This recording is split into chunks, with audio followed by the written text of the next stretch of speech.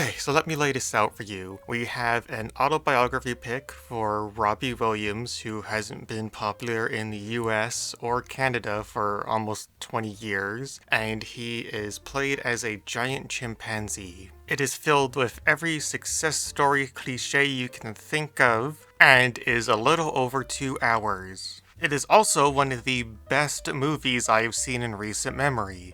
Yep, that sounds accurate. This movie is the epitome of this is way better than it has any right to be. There's so much heart and style and passion here that I do genuinely see this as a gold standard for these kind of movies. I was absolutely blown away by its VFX and editing. The cinematography and, oh god, the dance choreography is enough to make this an excellent movie. But then you just have this absolutely phenomenal performance by Jono Davis and Robbie Williams himself as well. Robbie Williams. He may be an ape here, but there's just so much emotion and range. It's kind of amazing.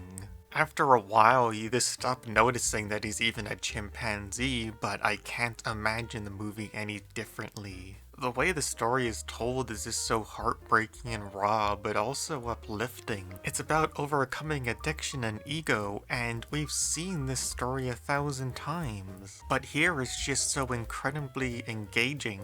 I'm very impressed by how they were able to tell a lot of important information within musical sequences, especially the one showing the relationship between him and Nicole Appleton.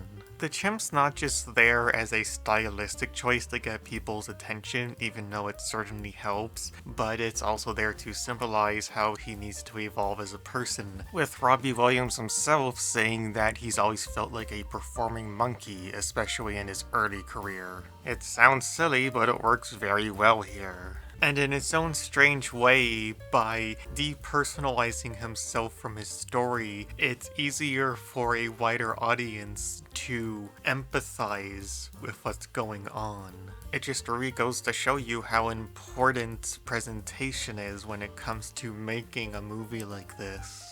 Really, my biggest complaint, besides it being a little too long for my liking, while the movie has very good pacing, I did find some of the stuff to be repetitive. Like how he personifies and hears his self-doubts in the crowd when he performs. It does lead to one hell of a scene, but I think he went to that symbolism one too many times. It really sucks that this movie didn't do well financially. And I hate to say I kinda get why, but like, a biopic for somebody a lot of the modern generation don't really know outside of the UK, with such a massive budget, probably is not going to bode well in the long run. But even if you have no interest in Robbie Williams, you owe yourself to watch this just because it tells such a fantastic story and it's just so well done and well acted. It's very compelling. It works on its own as just its own thing, even if you completely divorce it from the person it's supposed to be based off of.